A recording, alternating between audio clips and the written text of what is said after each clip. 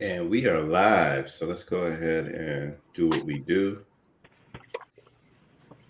And Kiara, apparently yours is just better than mine because yours came up immediately on mine. Listen, that's called professional. Share. All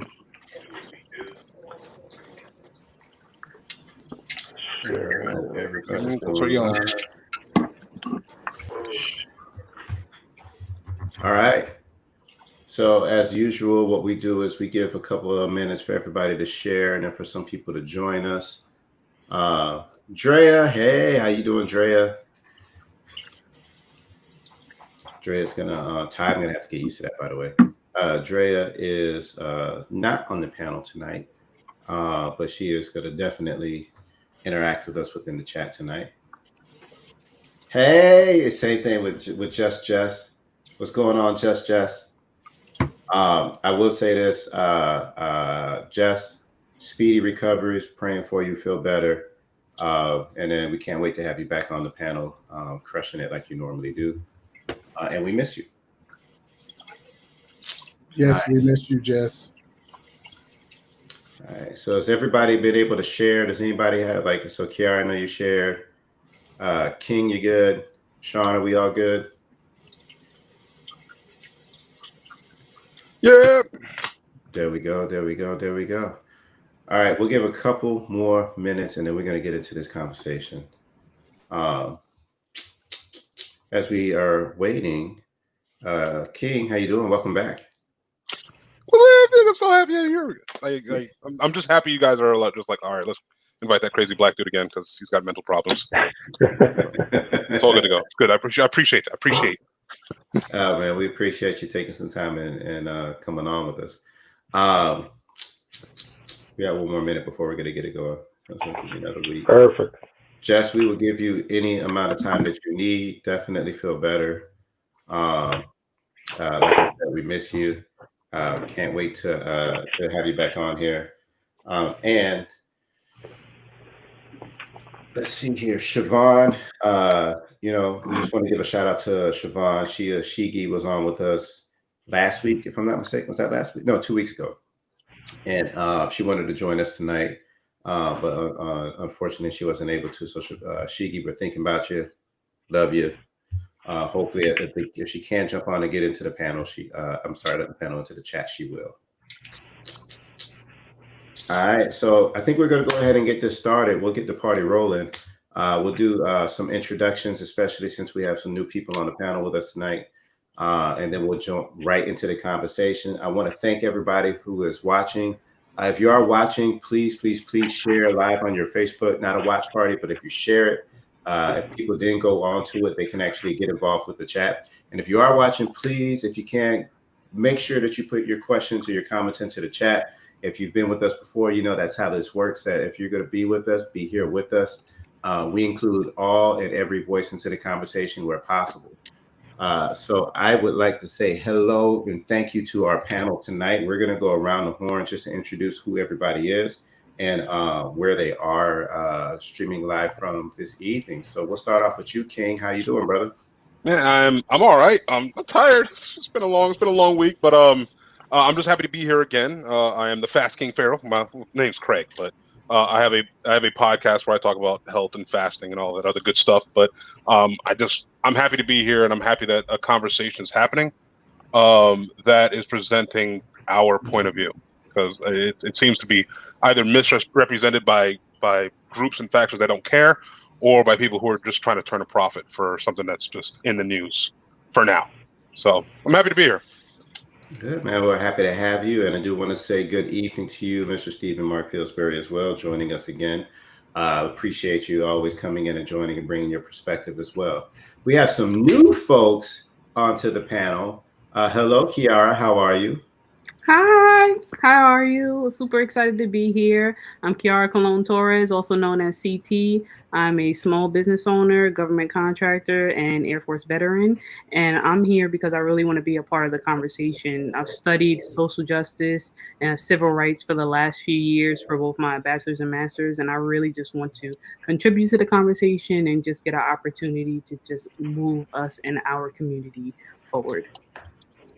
Awesome. Well, we are absolutely lucky to have you. Blessed. And this isn't her first time with the show. It's the first time on the panel, but Kiara's been rocking with us for a while. So truly appreciate all the support that you've given, the comments that you've provided, and super excited to have you on the panel. JD is not a new one. JD has been here since day one. How you doing, JD? I'm doing well, doing well. Glad to be back. Had a 1 week hiatus from the show. It's good to get back in and talk about these issues and have healthy conversations around it. So I'm glad to be back. I'm glad to see all of you guys there in the chat. And for those of you that are going to be watching in the future, I'm glad that y'all are doing that as well. Very good, very good. And last but absolutely certainly not least, first time on the panel, Mr. Sean B. How are you doing, brother? I'm doing fantastic. Really, really excited to be on here. I've been watching you guys, and I love what you're doing to have these conversations, kind of like my man just said, to have these conversations amongst ourselves and not be afraid to share different perspectives. I think we all need to learn from that, to be open to learning from other people's perspectives and not jumping to one conclusion or the other. So really excited to be a part of that, be a part of this movement. Very good. Well, we are absolutely happy for you joining us. I am Dave, DFJ, still coming to you here from Brevard County, Florida. And tonight, oh, look at that. Somebody, I think there was a shout out for Brevard County, which is not what I was expecting.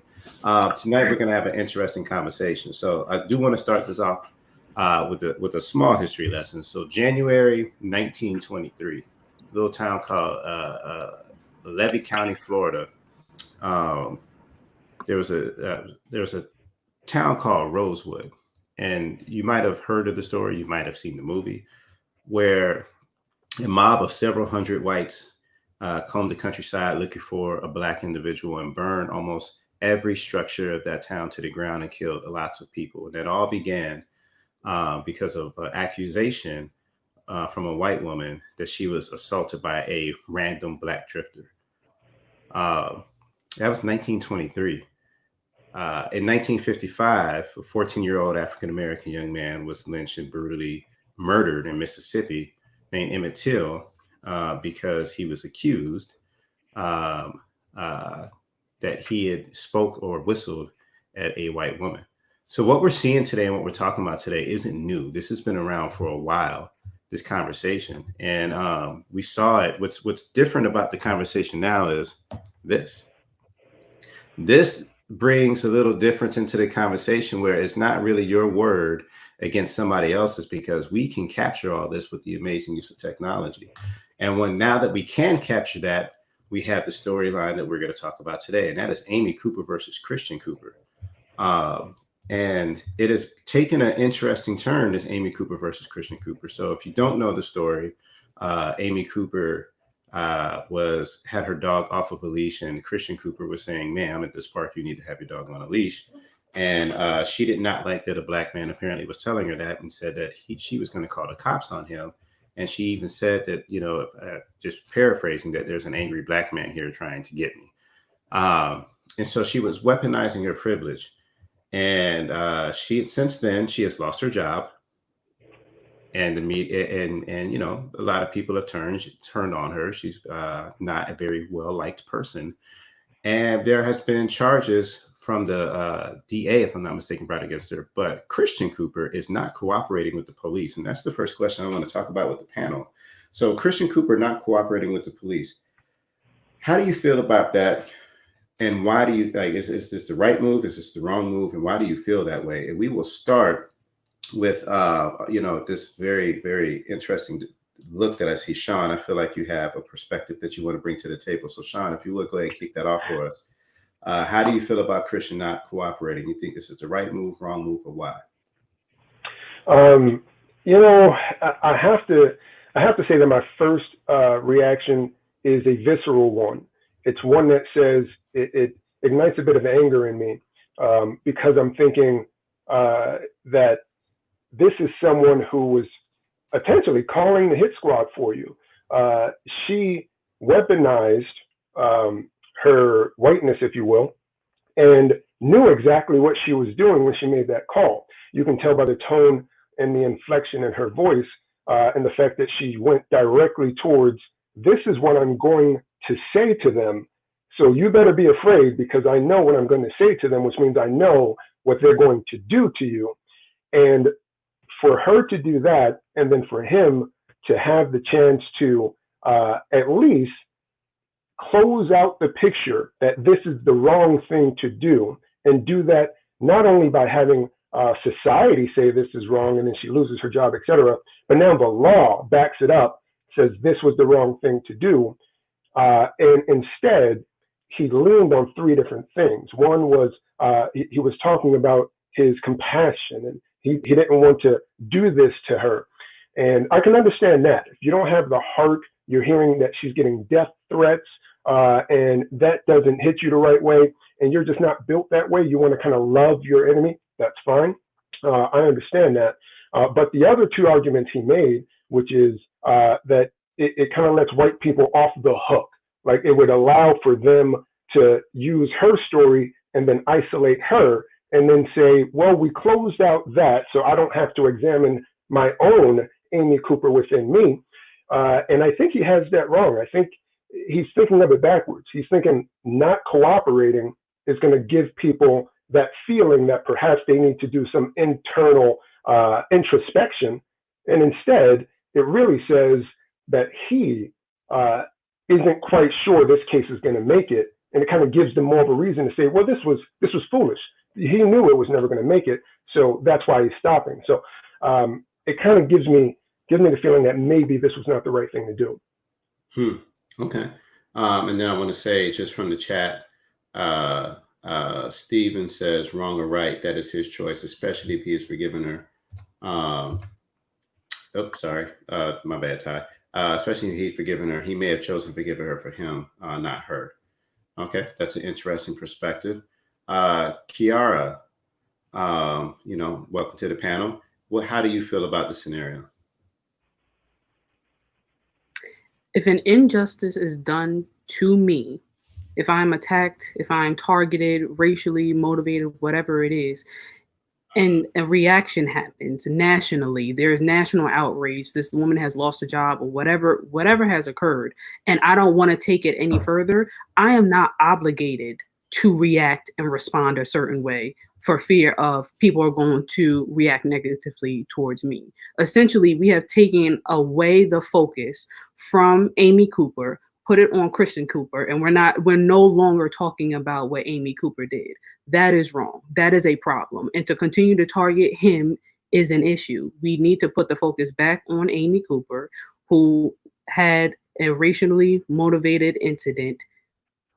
And that's it. And I don't think it's right if we continue to focus on this man, because at the end of the day, if he didn't do the right thing or say the right thing, or if he sat here and said, you know what, I am not for what the people want, and I just want and all lives matter, then we would be targeting him and saying, you know what, you don't need to be a spokesperson and cursing him out every day. It's not right. We need to just leave him alone, let him heal however he needs to heal, and let the justice system deal with Amy Cooper accordingly. Let's see that. And then just from the chat, so Shamika says Amy Cooper should not be allowed to play victim because her ugly character was captured for the world to see. While I do not agree with Mr. Cooper's choice, she respects it. Thank you very much for that. Fast King. Okay, so I'm in a difficult position here. All right, now I can't speak to his decision whether I see him not cooperating with the authorities in this matter. My problem is I'm a very simple guy. I've always grown up with very simplistic morals. I blame a Christian upbringing on that, where right is right and wrong is wrong. And my thing is that if you allow a murderer to go free because you forgave them, and they go and murder somebody else, that murder, while on them, is also on you because you took no responsibility in curbing the action that started in the first place.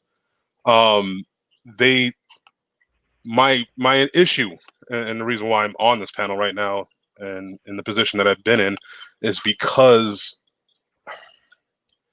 I wanted to be their friend. I wanted to be seen as a human being. And for Amy Cooper, she didn't look at this man as a human. She looked at him as a pest, something to be taken care of. To her, he didn't become human until the world told her otherwise. She was calling animal control on what she thought was a stray rabbit dog, and she felt that it was her right in order to do so. Her attitude wasn't unique. It's common. It's everyone's attitude. Not everyone, but it's the majority. It's the reason why, like, I've had cops called on me for nothing. I've had my car searched illegally numerous times. I've been pulled out of restaurants, as I'm sure the other guys and people on this panel have also had that same experience. And that he decided to forgive her, fine, that is your choice. But now that, other people will see this and be like, okay, so, he decided not to press charges, so I guess it's cool. We can just continue on as normal. So it only works to make the problem continue. All right, JD, take us home on this first question, brother. So are you in agreement that, as far as him deciding not to press charges, you feel like that's an okay move, or you feel like this is a mistake? So it's his choice at the end of the day. What happened to him happened to him. I know we all potentially have seen it a lot of times or experienced it, but like it's his choice to do as he please. And I kind of read some articles around it, and I know the biggest thing he was saying was, she's already suffered so much. Her life has been, drung through the ringer. And that wasn't his intention. So I understand where he is there. So if that's the way that he wants to forgive her and he doesn't want to continue on with that, like, that's fine. Like, that is his choice. The only thing that I question is if nothing happens from out this, if there's no punishment for what she's done, where's the deterrent? And, the whole purpose of, crime and punishment is to be a deterrent so people don't do that. But if people continue to get off the hook by weaponizing their voice against people of color and nothing ever happens to them, like, it's just only going to continue happening until one day it happens and then that person ends up losing their life versus it's just an internet viral video that went on and then we all sit and we debate on it. So where I say, hey, that's his choice, his prerogative, that happened to him. I also have to think in the other realm of, well, what happens to her? What happens if we continue to let this behavior happen and there's no deterrent to this behavior? Because as much as people get upset about police resources being used for different things, right? You should be equally as outraged and pissed off that our police resources were used in that kind of a manner. We called the police on people barbecuing. We've called the police on people selling water out on the sidewalk. We've called police on people that were birding in Central Park, and there's signs everywhere that says your dog has to be on a leash, but because someone called you out on it, you want to use police resources for that. So when I think about the amount of people that get pissed off and say how much they love our police and how our police shouldn't be dealing with this stuff, well, be pissed off about this, because these people have took those resources and put them in places where they shouldn't be. Like, our cops should be able to do their job and not have to deal with like petty stuff like that. And that's kind of my feeling on it. It's funny. And then Alex says, I'm just not sure a racist is going to stop being a racist because of a law, which is interesting that you brought that up, because my next question is around the Caron Act. But before I do that, I did read a tweet that I want to bring in. It says, from Duffy Rice wrote, ask yourself what criminal charges can do to Amy Cooper that hasn't already been done. Hasn't she not faced consequences? She did something absolutely horrible, and she lost her job, and her dog and her personal business was on the front page of the paper. My only issue with that is if it wasn't caught on camera and it went the other way, what could have happened to Christian Cooper? Hers is, oh my goodness, my job is gone. I can't have a dog, things of that nature. His story historically has ended is he dies. So it's the magnitude of the weight of that is different. But to Alex's point, and to also JD, what you were talking about, brings me up into the Caron Act. So the Caron Act, if you've not seen this, is caution against racially exploitative, I can never say that word, non-emergencies. This was introduced in San Francisco. And there was a similar one that was introduced statewide in California by Rob Bonta. And so the bill could protect millions of Californians from becoming targets of hate and prevent the weaponization of our law enforcement against communities of color. These are his words. Racist false reports put people in danger and waste resources. The ordinance were co-authored by Supervisor Matt Haney. So basically, this would make false police reporting, though making a false police report is a misdemeanor or a felony offense in many states, including California, accountability is lacking for making racially biased calls to law enforcement. So they are trying to work to put the Caron Act into place. And do we think that that is going to be something that actually helps to solve this, that we're going to actually get some justice because of it?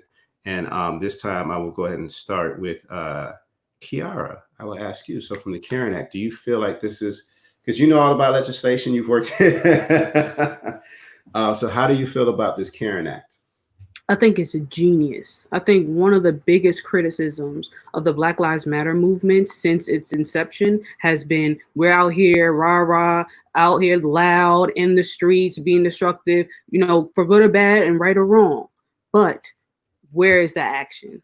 Where's the legislation? Where are the laws? What is going on? So essentially what we did as a community is we took a phrase that was meant as a joke, this, and calling people Karens, calling racists Karens, and we used it to track them, to make sure that there were charges that were pressed against them. And then California took it a step further and said, let's bring this into law. Let's actually make it a crime to be racist, so that when we have incidents like Amy Cooper that are, thank God that this one was captured on camera and he actually didn't lose his life. So this is a success story, but let's make sure that it stops at the incident, that someone actually doesn't lose their life. And there isn't like second and tertiary effects from this incident. I think it was genius. I think you have to create it. And I think that California is up on game, and they are light years ahead of states like, I don't know, Florida.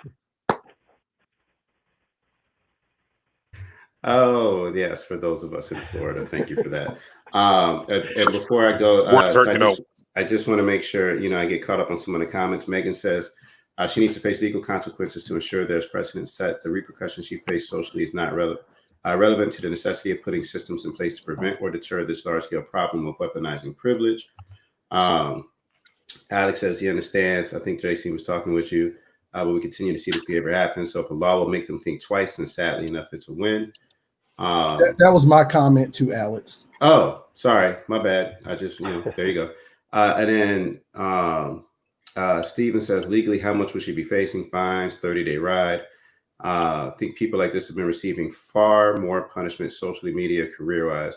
Now, it's unfortunate that the punishment isn't steeper for ugly people such as this.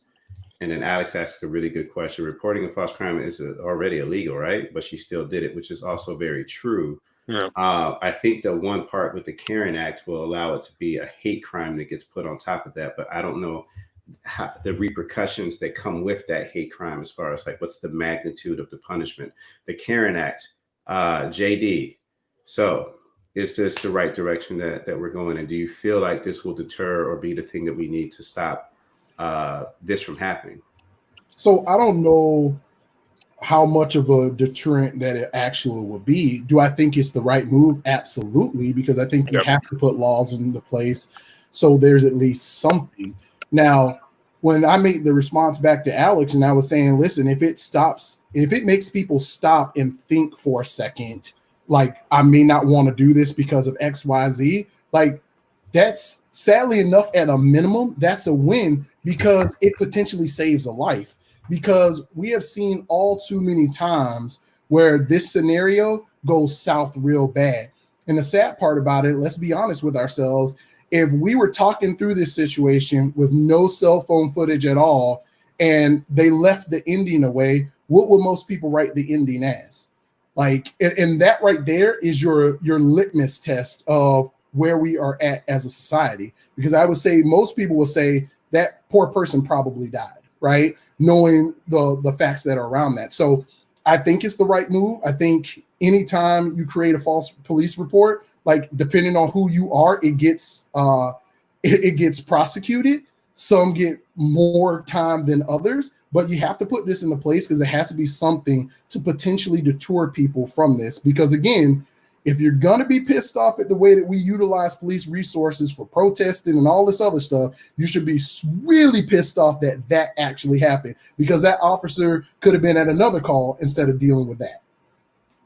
Sean, do you think that do you feel as if this law would deter, or even further than that, that they will actually uphold this act if it is passed into legislation?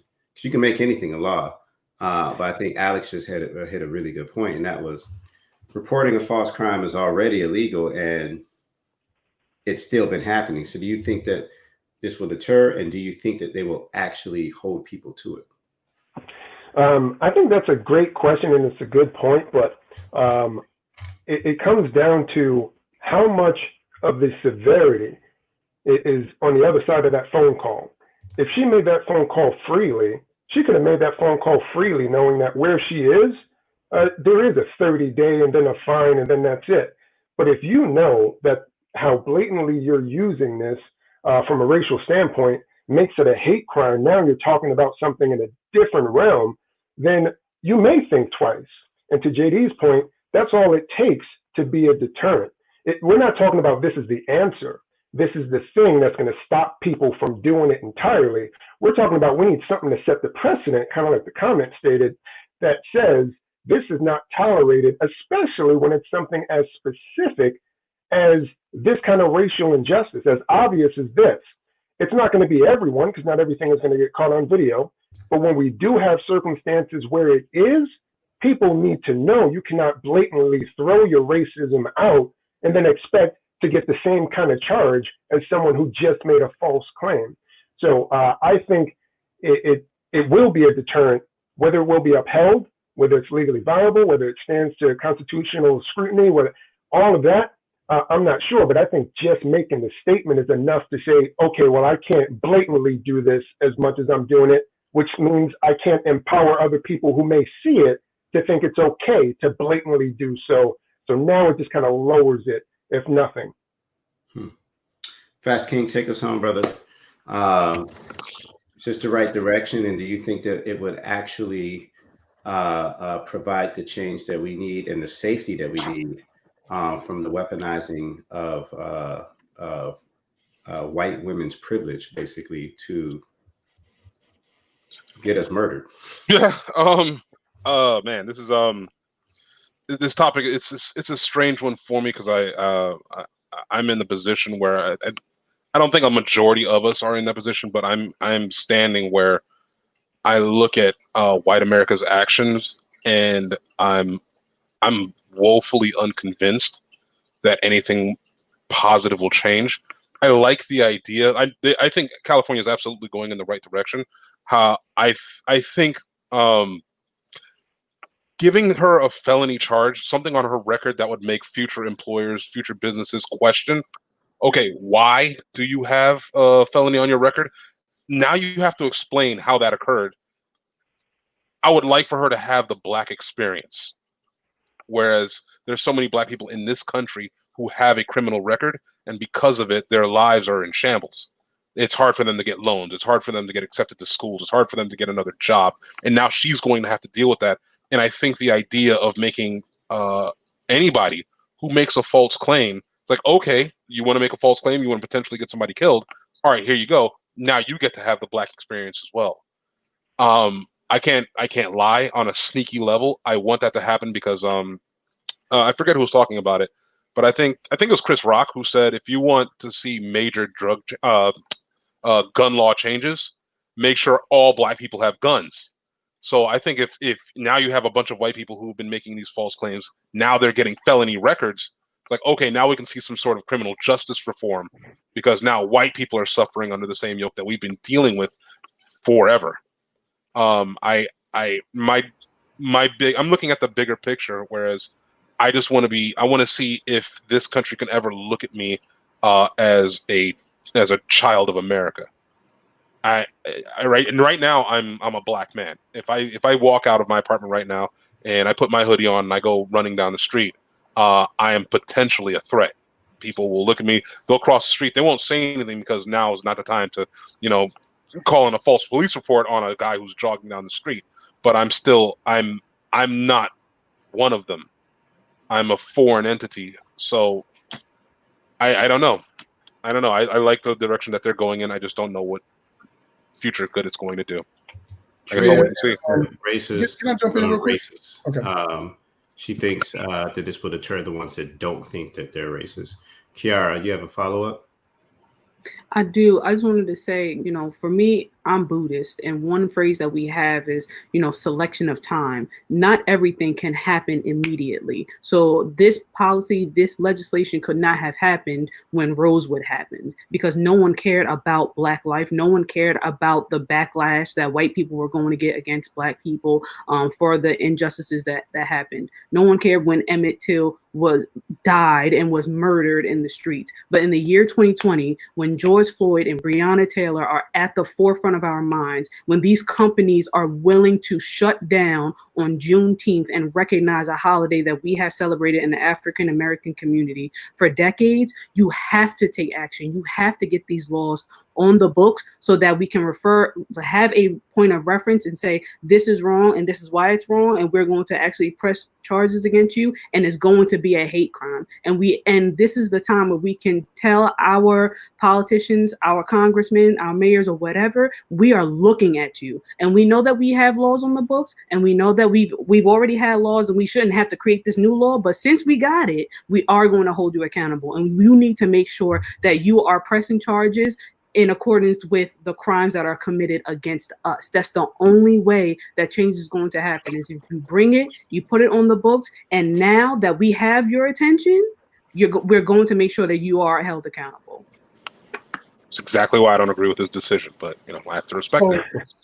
There's another thing I want to bring up too, because throughout this conversation, we said weaponized a couple of times, but we mostly said she made a false claim. Like, she did a little bit more than a false claim. Like, I understand if making false police reports are a thing, like, we know that's a thing, but I think we downplayed what she did. Not only did she look that man in the camera and say, I'm going to call the police and tell them that there is a big Black man that is threatening me, right? He said, okay, do it. Then she made the phone call and completely changed her voice to make it sound like she was in distress because she knew what would happen if she did that. That's a little bit more than just making a false report. You're absolutely right. You're right. I'm guilty of, because maybe I'm trying to soft shoe it myself. What's going on right now, it's just indicative of this. We aren't humans to them. We're animals. We are the roaches that infested the house that is America, that they inherited from their ancestors, and they're just looking for a good way to get rid of us. So for her, she was just calling pest control. You're absolutely right. Well, and JD, you bring up a good point, and I posted on here on purpose the FBI definition of terrorism is the unlawful use of force or violence against persons or property to intimidate or coerce a government, the civilian population, or any segment thereof, in furtherance of political or social objectives. So let me ask you this question. Are these terrorist acts? Because I got to tell you, like, it's pretty freaking scary to know that I can walk anywhere and a white woman can be like, oh my God, this Black man is attacking me. And people are coming and shooting first and asking questions later, or standing on my neck or doing whatever it is that they're going to do when they show up, if I don't have the luxury of actually filming or somebody else filming it. So should we label them what they are, and that's a terrorist? And should we have some type of list that you get put on once you do this? They have sex offenders list. Why not a Caron list? What are your thoughts? That's actually a good idea. Caron list? It's one hell of a deterrent. Hell yeah. Nobody wants to be on the Caron list. If that's what it's about, that's one hell of a deterrent. Bruh, yeah, people don't want to be called a Karen on Twitter. Like, people are literally having like thread long arguments about being called a name like outside of their name. So if you want to make it like legit, you want to make a registry for these Karens, for these racists, why not? I would love to see the Karen. I just want to be at like Starbucks when a Karen is acting up, and then just everybody just goes on the Karen registry like, oh look, there she goes. Just start recording it. Oh, warms my heart. Beautiful. I think it should stand the if it's a hate crime, I think all hate crimes should end up on that list. If you are willing to commit a hate crime, then whether it's the small one like the Karen one or a large one, you should be on that same list of a hate crime. You're not going to change that overnight. Yeah. And just like the sex offender registry, like they have degrees for a reason. So maybe it's a 3rd or 4th degree crime or whatever, but you definitely need to track these people. Because guess what? When we get hired to any specific company, like they are doing background checks, and part of the background check is, are you out here acting a fool? Are you going to embarrass me and my company? So, the panel brought up a really good point, and Drea is brought up a really good point, and that is that there are people who are offended by the term Karen. So I'd like to know, what are your thoughts on the fact that we do have people? See, it's just bad. I can't even ask this question because I'm looking at you like laughing already. So the word term Karen, is this a derogatory term that we're calling people or not? Yes. Like, what are your thoughts? It absolutely is, and that's what makes it hilarious. I'm never gonna not use it. Okay, Karen. Don't worry, I'll get you your bagel. Chill. Oh, absolutely. Oh, I'll fling it everywhere. I don't care. I think to make a callback, I think it goes back to the discussion that you all had maybe last week or 2 weeks ago in regards to the N-word. A word only has as much power as you allow it to have. So if racists have allowed the word and term Karen to be used in a negative connotation and to take that personally, and like, fine, like that's fine because it's accurate. But I think I'll just kind of leave it there. I think it is. I think it's an accurate word and accurate representation for some people. I mean, although I feel bad for people named Karen, who it might impact, I don't think there's anybody named the N-word who's going to take offense every time it's said. But I would say that regardless of what name it was, the more you say it and the more you identify that this person is it, they're going to say that it's derogatory. You shouldn't say it. It could be Billy, whatever you want to call it. It doesn't matter what the name is. It's what it stands for that matters. And what it stands for is something that's accurate. So you can fight the name all you want, even if we changed it. The accuracy of what it conveys is the same. So we don't need to even worry about fighting over what the name is or whether you're offended by that. Be offended by the concept and why we had to bring it up to begin with. 100%. JD. I mean, it's real simple. If you don't want to be called that, don't act like it. I mean, the videos I see, you got people spitting on people because they were asked to wear a mask. You got people like tripping on people in the middle of the pandemic, making phone calls against people. Like if you exhibit the hate behavior, how you getting mad because someone calling you out on the behavior that you're exhibiting, right? And by the way, Amy Cooper got her dog back, so we can stop saying that she lost her dog too. She just her job.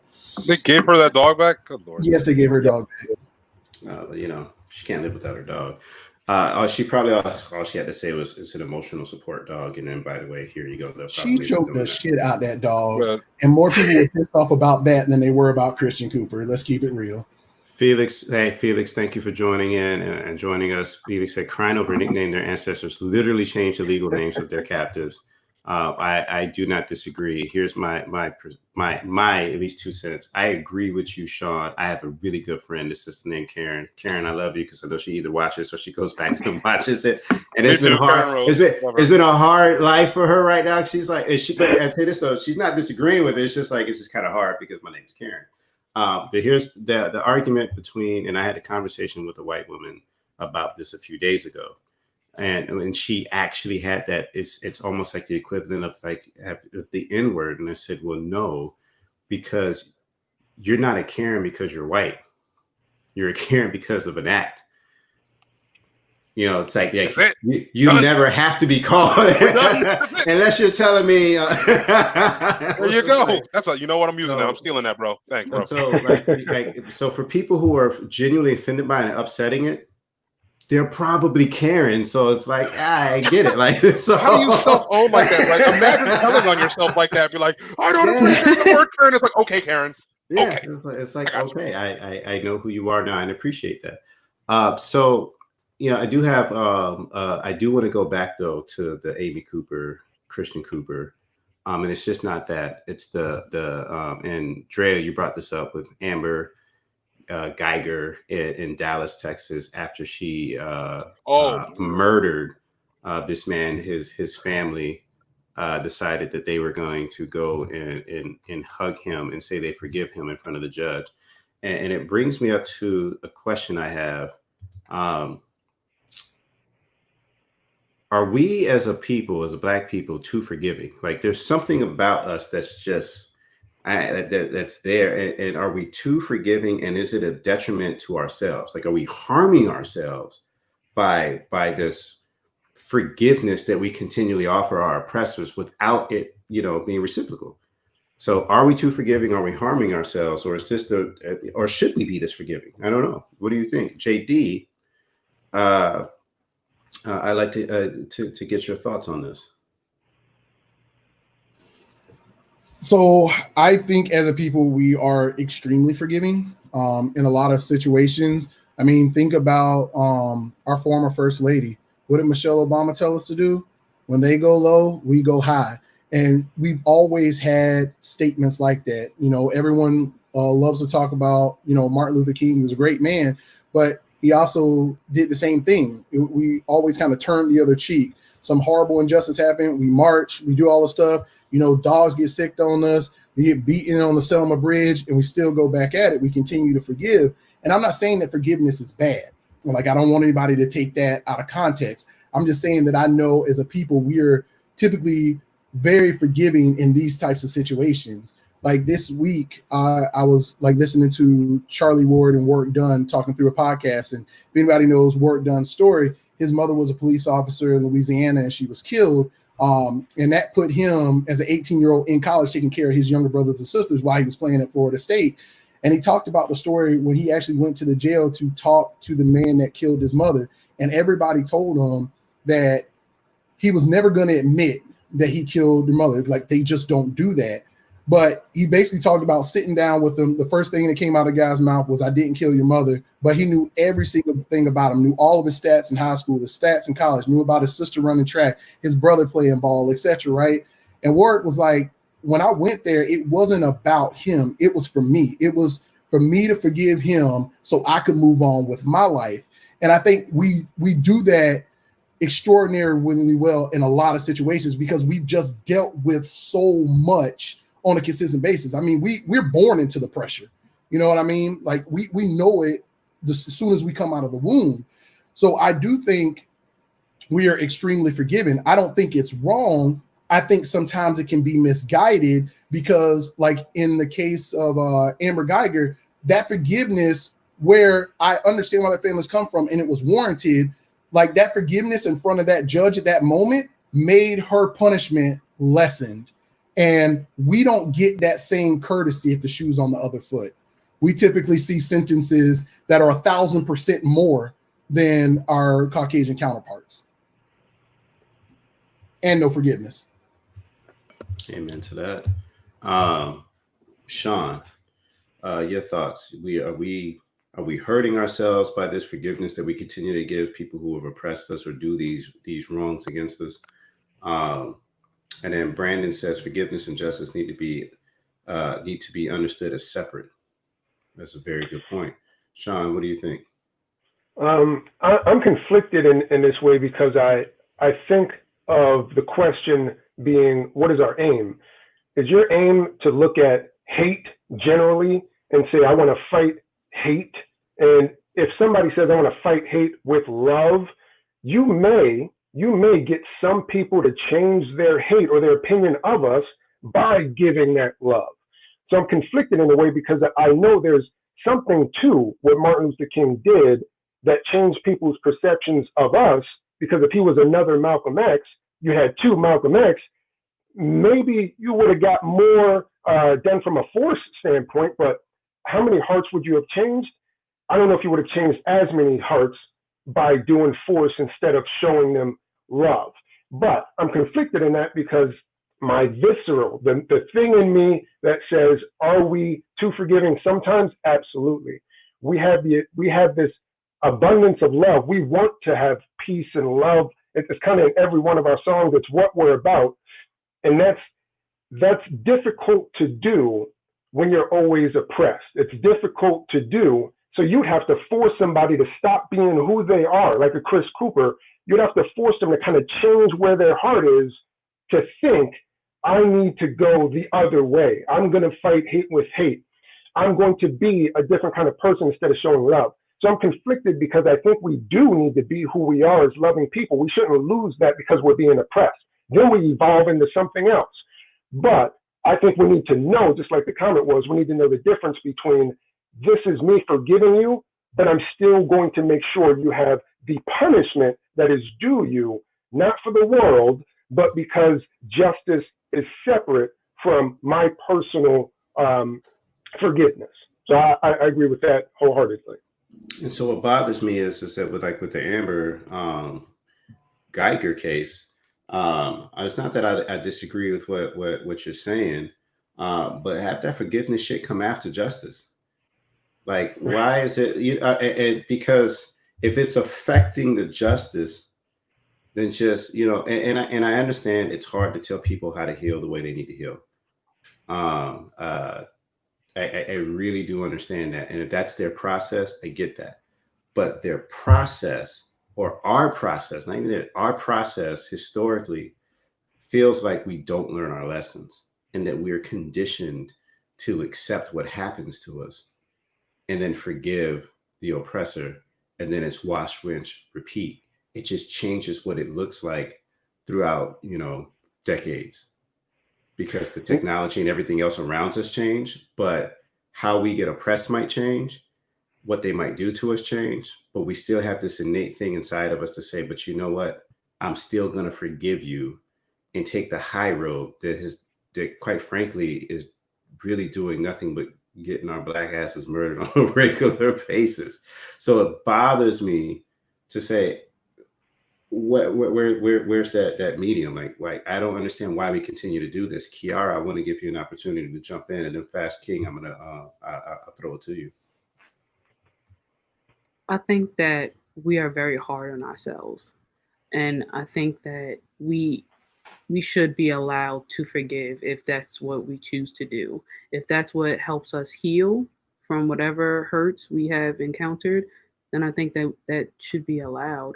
I don't think that it's a sign of weakness or a sign of training, but I think that it's a sign of strength. I can tell you, my daughter, she's 4 years old. She's a firecracker. She's feisty. She has her own ideas and opinions, but she is very quick to forgive, and she gets that from me.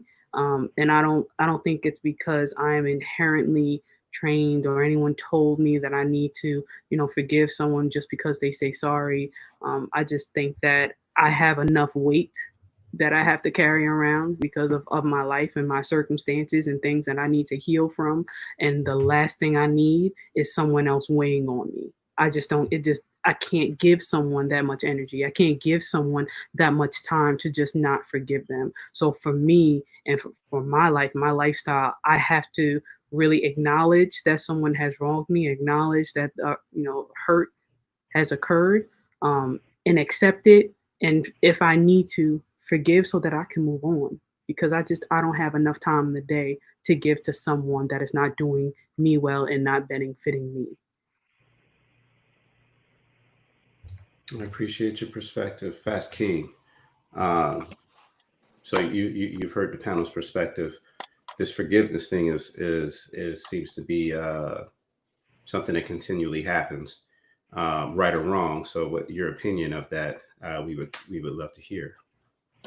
It's kind of weird we're talking about this. I actually posted. I didn't know I was going to be doing this today, but I posted earlier. I don't know why, but I had this thought that just because you're not obligated to love or forgive anyone for anything, especially if they're family. Fuck that. I am a very simple human, but I'm very aware of my mortality. I almost died. I've almost died a couple times in my life, but I've never had death come and sit in my room with me. It's one of the things that happens with congestive heart failure is that you can't breathe anymore. And most people die is they die in their sleep. That gave me some perspective to the point where I'm no longer concerned with myself, really. What I am concerned with is the future. I don't have any children, but I have a lot of people who do have kids who I love. And by extension, those kids are my kids. I have a godchild who I love very much, and I'm worried about the world that she's going to grow up in. I am no longer, forgiveness is the Lord's. I'll leave that to white Jesus. Seek your forgiveness from him. I'm going to take the anger and rage that I have now, and I'm going to use it. I'm going to try and get people of influence into politics. I'm going to try and help. I'm going to make sure I'll definitely be volunteering to. There's a shortage of poll workers right now. I'll be volunteering as a poll worker to make sure that people in low income areas definitely go out. There's a polling place for them to go to so that they can absolutely vote. I'm not interested in. For me, I've seen so often where the attacker, they want forgiveness in order to absolve themselves of guilt. I'm not interested in how you feel. You did what you did. If you have a problem, with living with the consequences of your actions, go and seek that spiritually somewhere else. That's not my concern. My concern is the future of this country and the children that'll be occupying it when I'm long gone. I can't. I don't have forgiveness in my heart for any of these people. They can all rot. And I will concern myself with shaping a society where everyone can live free and happy. So that's just how I feel.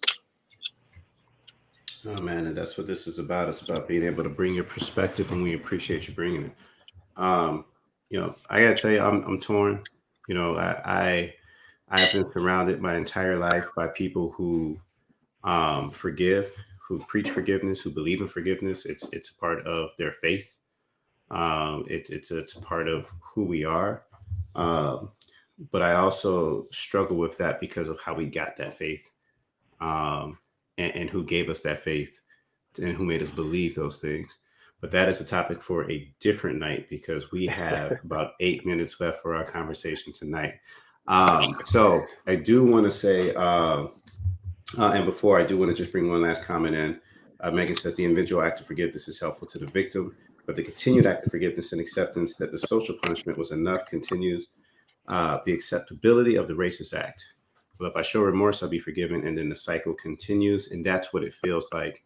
And what kills me in this conversation is that somehow Amy Cooper has become, it feels like to me in the media, almost more of a victim in this than Christian Cooper. Because Christian Cooper is saying, I'm going to take the high road and say, I forgive you. And now Amy Cooper gets to go around and say, woe is me and my life is ruined. And if the majority looks like you, they can identify and say, man, I can see what that would be like because I'm white. Imagine if that happened to me, it would be horrible. And imagine if I tried to get some black guy killed. Maybe we should forgive her because she's suffered enough. And at this point, she's going to get all the empathy and everything that's quite frankly needed for the torturing method that her and other Karens like her have used against Black and brown people, for a very long time. So I appreciate all of you on the panel. Thank you very much for joining us tonight. And I got to tell you, this is amazing. I'm going to tell you why this panel on here is amazing, because we actually said that we were going to do an hour-long show. And we have never been able to do that. And so this is absolutely brilliant and amazing. Thank you for everyone in the chat who has participated into the conversation. Thank you for everyone on this panel for having the conversation and opening up with us. We will be back next week on Wednesday night. But before we leave, we go around the horn with the 2 minutes. So we give everybody a couple minutes to speak their heart and talk about something that is very near and dear to them. And so we are going to start this with Sean. So Sean, this is your very first time on the panel. I'm just going to throw you out there. I want to say thank you very much. Before you give us what you're going to talk about, is there anything that you want to shout out, your company or? Not really. Versatalent.com. If you guys can go there, we do a lot of self-development, social development work. Yeah, that it. Okay. The Versatalent family. Shout out to the Versatalent family. Very cool. And then I'm gonna go ahead and give you the floor, but the 2 minutes is yours. So I just wanted to bring awareness to something that I'm sure we're fairly aware of, and that's what's happening in Portland. Mainly because it's very alarming, and even as we discussed it a little earlier before we jumped on, it becomes the second page of the news that there are federal agents walking around snatching people and throwing them in unmarked cars and just taking them wherever. And the plan is to do that in Chicago and Philly. And this time, instead of sending people out or sending the agents out to protect landmarks and what have you, they're sending them out because of the abundance of crime. So they're going to be there specifically for a crime fighting, crime prevention. And that's something that should worry everyone. If you can't say who you are and where you're from and what you're arresting people for, and you're going to unmarked vehicles, you need to be aware of how terrifying that is. Imagine if we weren't in all of these other states of emergency and this was happening in any other country, we'd be thinking there is something very troubling about that. But because we're inundated with such distraction, somebody getting shot in the head with a rubber bullet, and that's sparking something that brings federal agents on. It's an occupying force that should be very terrifying. So I would challenge you to reach out to your governor, your mayor, and make sure that your voice is heard, especially when we get to the voting polls and things of that nature. But I just want to illuminate that because it's something that I think is not getting enough. It's getting a lot, but it needs a lot more. Hey man, we had this conversation a little bit before, and the fact that this is like not a top story, that they're occupying areas and unmarked cars are snatching people off the street. And I don't know if people know where they're going, but I will tell you this: our prayers are out to everybody who was there. But as a near and dear friend of ours, for myself personally, and to this show, for Sheedy, who's been on here before, she is out in Portland. She is trying to make sure she stays home, that she is safe. And so, I agree with you. We need to be a lot louder about what is taking place today. So I appreciate that. Kiara, again, thank you so much. And if you could please just one time quick give a shout out for your company again, and then we'll give you the floor. So Kiara Cologne, Kiara CT LLC, small business owner. So if you need help with government contracting, campaign management, hit me up. The only thing that I really want to bring attention to today is a young woman named Breonna Taylor who lost her life at the hands of just senseless police violence and murder in March of this year. She is not a hashtag. She is not a talking point for politicians.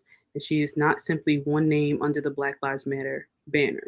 She is a young woman that lost her life while she was asleep in her apartment in March 2020. We need to make sure that her murderers are brought to justice and that charges are pressed and that her case continues to get the attention that she deserves. So that is all I have for you, and I'm really excited and I'm really happy to be a part of the panel today. And we appreciate you. Thank you very much. Fast King, welcome back, my brother. Thank you for coming on with us again. Could you please do me a favor and just plug Mom's business and plug your podcast? Well, I don't know if you guys can see her in the background, but she is steady pumping out masks, all the masks, every mask you want. Do you want a flag mask? Do you want a weird hentai mask? Whatever, we got you. Whatever your weird, gross tastes are, just let us know what fabric you want, and we can get a custom mask out to your size whenever you want. You can hit me up. And also, I have my podcast, the Fast King Pharaoh podcast, where I talk about fasting and fitness and mostly me ranting into the darkness, hoping that I don't eventually go mad. And for my 2 minutes, there is one thing that I would love to make sure and get out to everybody is I only found out about it because of the Daily Show, but there is a website. It is called Power of the Polls. You should see it in the comments soon. But you can volunteer your area. A lot of people who run polls they're elderly, and they're quite scared of catching COVID. And because of that, a lot of them aren't showing up, and the places that are going to be hit the hardest are the inner city, low income areas. We need to get out and we have to vote. We have to vote. The only way this changes is if we ingrain ourselves in every part, in every facet of our society. So powerthepolls.org. Go check it out and go volunteer. Very good. Absolutely awesome. Thank you very much. And again, thank you for coming back. I'm pretty sure you'll be back again. JD, as always, been here since day one. If you could please grace us with your 2 minutes. All right, so I got my phone in my hand, and I'm looking at two pictures. And the first picture is one of the Freedom Riders buses from the National Civil Rights Museum. That was a bus that was burned and damaged. And then you think about C.T. Vivian and John Lewis that, passed, this week. And then the other photo I'm looking at is a photo that says justice denied, and it's strange fruit. So a black man hanging, and it has a sign on it said, "This nigger voted." And those pictures are on my phone, and I look at them from time to time because I have to understand that there was a time where we did not have the ability to vote, right? There was a time when women did not have the ability to vote. And now knowing that there is a pivotal election coming up in November, what we have to start thinking about is we already know what the game plan is. We know the game plan is voter suppression. We've seen the voter suppression happen in the primaries. So how do we come together, or who is that smart person that's listening to me right now or in the audience right now that can think of the idea that allows us to get voters to the polls? And we know the communities that are always impacted the most, and it's technically people of color, but there are also outlying communities in the rural areas that are Caucasian people that have the same thing happen. Everybody has the right and ability to vote if they haven't committed crimes, etc. But votes aren't happening. So how do we strategically make that happen? That's really my challenge. And I know I got a lot of ideas, but I'm not the smartest person. I just know that there's something wrong, and I know there is somebody out here in this world that has an amazing brain that can fix it, because too many people have sacrificed for us to have this right, for us to not take advantage and be able to get to the polls and vote. Again, we know what the game plan is going to be to stop it. And Craig, you brought up an amazing point about us getting out there and volunteering to help those polls stay open. But we know there's going to be suppression. How do we go about mitigating the suppression so people can actually vote? I can say something totally racist, but it's effective, basically. I don't know if we could get a grant for it, but if we could just have them okay, you come in, you vote, you get yourself free Popeyes chicken sandwiches. Holla at your boy. The Popeyes near me stays popping all the time. I'm sorry, I'm just joking. I'm done now. So Craig, I'm not agreeing with the premise. I think is correct. Not exactly Popeye's chicken, but Jason is right though. Which, by the way, that chicken sandwich. If you ever want to watch, you can see JD and I did a test between which chicken sandwich was better. That is on Facebook. But I had a conversation last night about this, and that's when people approach Black or African American people and say, but people die for this. It's your American right to vote. We had a conversation 2 weeks ago that it's we don't even want to celebrate the 4th of July because that's not really for us. When America hasn't really been for us, that's a rough life. And yes, it's true. People have died before us to have that right. But in a lot of areas, they're looking at it and they're like, yeah, but as much as you're saying that, you might have fought for it, you might have gotten beaten for it, some people died for it, but we're still in the same place. So why would we listen, to you about doing something that hasn't really improved our situation, since back then? And but there's a difference because the WIFM, what's in it for me, can't be because you're American or because of something in the past. But local elections to me are significantly more important than who's going to be president, because those are the folks who are going to control and dictate what's happening in your day-to-day life more than anybody else, than some president way up there. I don't mind you, like the president is an important thing to vote for. I'm not saying that. That it's not, but you got to know who's locally running for things, because they're going to dictate what happens in your day-to-day. And if you can find a way to educate people, just putting together material that says, here's who's running in your area and here's what they stand for. Because quite frankly, when you go to places to vote, you look at it and you say, I don't know who the hell these people are. I just don't, especially if they weren't trying to holler at me to win my vote, if my vote to them doesn't matter. Exactly. So if they're out politicking in all these places that I have nothing to do with, I don't know about their platform. I don't know anything. I just see two names, and in some races, they're nonpartisan. So I can't even say I'm going to vote Republican or Democrat because I just see two names. And at that point, I saw more of these signs, so guess I'll vote for that person.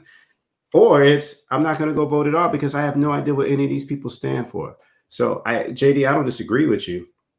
And Fast King, like, yeah, maybe not. I was joking. I know. Just not the chicken sandwiches, but getting people education, not just where to vote, not just voting is important, but like helping people understand what people say they stand for, at least can help motivate people. Say, oh wait, this person stands for what? Nah, homie, I'm going out there because I don't want to see that. I'm going to vote for this other guy. Or this person stands for this. I like how that sounds.